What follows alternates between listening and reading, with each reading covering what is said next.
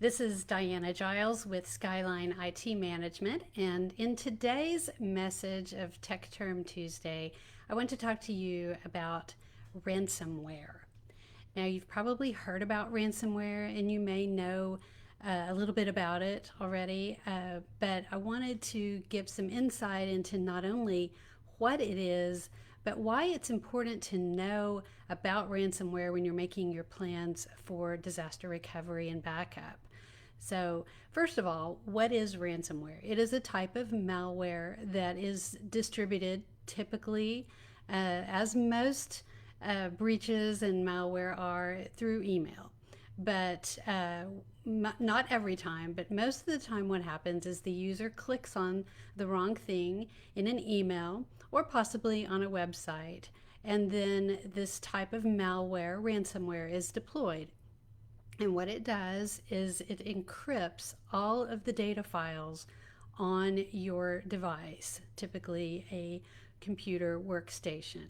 And when that happens, all of the files are inaccessible. It literally changes them so that they are not able to be opened unless there is an encryption key provided. And in order to get the encryption key, you have to, quote, pay the ransom in the message that will typically pop up on the screen. There are several schools of thought about paying the ransom. Some companies have paid ransom. Sometimes that works. However, sometimes it doesn't. Sometimes people pay the ransom and then they still can't get their data back.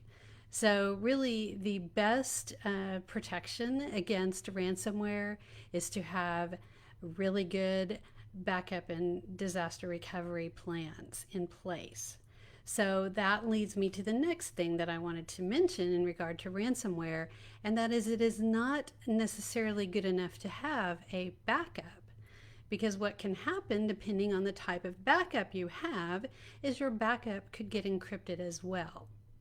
So you want to make sure that whatever type of backup system you are using, it is not possible to have the backup data get encrypted. Now, if it is the type of backup situation where your backup could get encrypted, the next most important thing is to make sure that you have versioning so that you could go back to previous day's version, or maybe a previous, somewhere. Usually you want to be able to go back as far as 30 days, just because you don't know exactly when the encryption might have happened, and it's just good to be able to have versioning as an opportunity or as an option for you.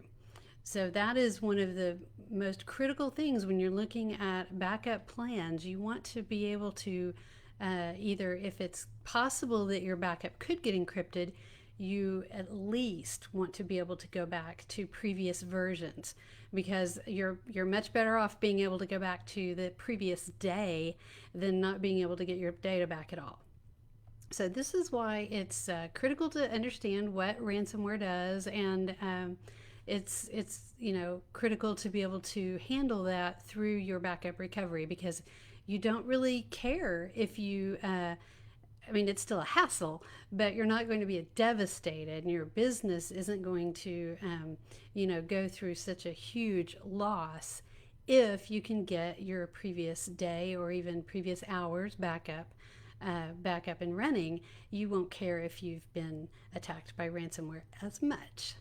It's still going to be a real hassle. You don't want it to happen. So be safe out there. Put good security practices in place.